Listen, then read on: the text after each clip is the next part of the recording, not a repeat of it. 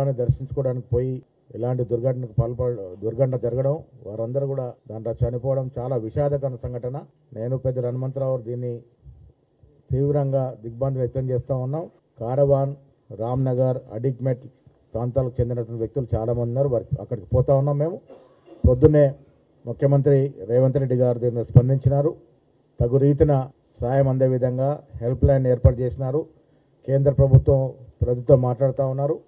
ఇక్కడ సంబంధిత ఇన్ఛార్జ్ మంత్రి పొన్నం ప్రభాకర్ గారు, అదేవిధంగా మైనార్టీ మంత్రి అజరుద్దీన్ గారు ఆల్రెడీ రంగంలోకి దిగినారు. వాళ్ళు సహాయ సహకారం పర్యవేక్షిస్తూ ఉన్నారు. చాలా విషాదకరమైన సంఘటన. కాంగ్రెస్ పార్టీ దిగ్భ్రాంతి వ్యక్తం చేస్తూ ఉంది. ఆ కుటుంబాలకి దేవుడు అన్ని రకాలుగా ఆదుకోవాల్సిందిగా ప్రార్థిస్తూ ఈ సంఘటన పట్ల విచారం వ్యక్తం చేస్తూ ఉన్నాం.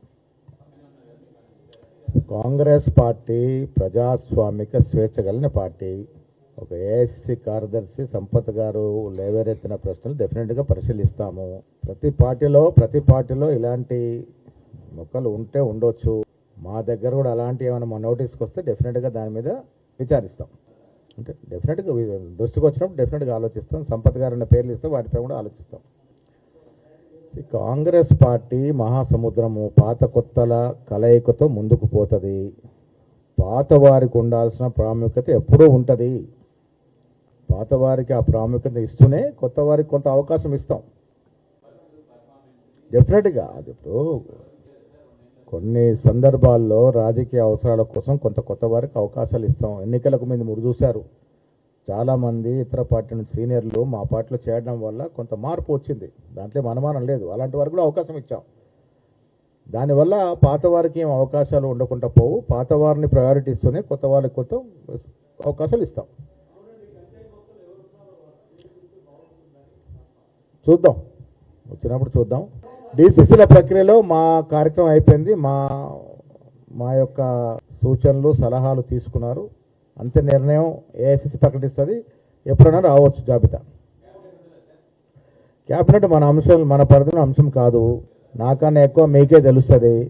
ముఖ్యమంత్రి గారు ఏఐసిసి మధ్య ఉండేటువంటి అంశం అది వారే ముఖ్యమంత్రి గారు నిర్ణయిస్తారు.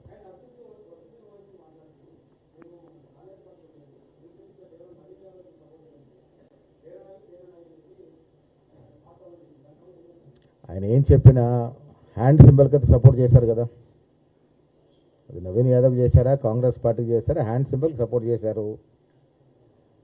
బీహార్లో జాతీయ రాజకీయాల దృక్పథంలో వారు అక్కడ క్యాండిడేట్ నిలిపారు. ఒక్కో రాష్ట్రం పరిస్థితి ఒక రకం ఉంటుంది. ఇక్కడ జూబ్లీహిల్స్లో ప్రజలు సంపూర్ణంగా మద్దతునిచ్చి మంచి మేయర్తో కాంగ్రెస్ పార్టీ గెలిపించి ఒక సందేశం ఇచ్చినారు. మేము కాంగ్రెస్ పార్టీతో ఉన్నాము. 2 ఏళ్లుగా రేవంత్ రెడ్డి గారి నాయకత్వంలో వస్తున్నటువంటి అభివృద్ధి కానీ సంక్షేమం కానీ మాకు చేరుతూ ఉంది. దానివల్ల మేము సంతృప్తిగా ఉన్నామని ఒక సందేశం ఇచ్చినారు. రెండవ సందేశం, ఈ రాష్ట్రంలో బీఆర్ఎస్ పార్టీకి కానీ బీజేపీ పార్టీకి కానీ రాజకీయ అవకాశాలు లేవనే సందేశం కూడా ఇచ్చినారు. 25,000 మెజారిటీ ఇచ్చినారు ఇంత ఓవరావరి ఫైట్లో. అంటే ఇంకా బీఆర్ఎస్ పార్టీకి సెలవు అనే మాట చెప్పకనే చెప్పినారు. బీజేపీ పార్టీ డిపాజిట్ పోయిందంటే ఇంకా బీజేపీ పార్టీకి ఈ రాష్ట్రంలో అసలు మొలకెత్తే అవకాశం లేదనే మాట కూడా చెప్పినారు. ఈ 2 సందేశాలు ప్రజలు గ్రహించుకోవాలి.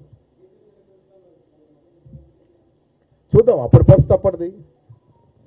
రాజకీయాల్లో అవసరాలను బట్టి సమయాన్ని బట్టి పరిస్థితులు మారుతూ ఉంటాయి. జిహెచ్ఎంసీ ఎన్నికల్లో కానీ రానున్న లోకల్ బోర్డు ఎన్నికలు కానీ కాంగ్రెస్ పార్టీ అత్యధికంగా మెజారిటీ స్థానం గెలుచుకుంటుంది. Thank you.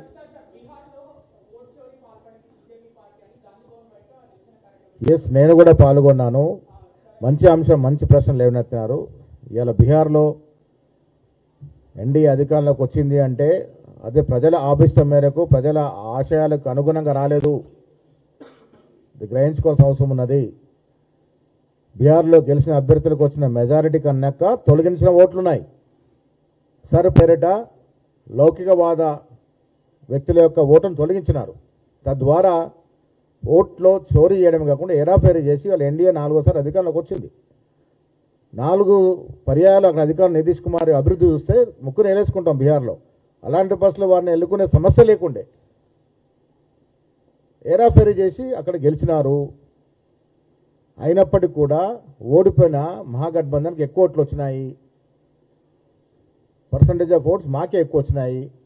అవకతవకలు ఓటు చోరీ ఇవన్నీ వల్ల బీహార్లో గెలిచినారు. అది గెలుపు కాదు, అప్రజాస్వామికంగా అనైతికంగా గెలిచినారు. ఇది రాష్ట్ర దేశ ప్రజలు గుర్తుపెట్టుకోవాలి. ఓటు చోరీ జరిగింది అనేది ఇప్పటికే రుబడి అయింది. బ్రెజిల్ మోడల్ పేరు మీద మన దేశంలో ఓట్లున్నట్టు ఇంతకన్నా సిగ్గుచేటని విషయం ఏమున్నది? యూత్ కాంగ్రెస్ వారు మంచి కార్యక్రమాన్ని ప్రజల్ని మేలుకొల్పే కార్యక్రమం చేసిన వారికి అభినందనలు.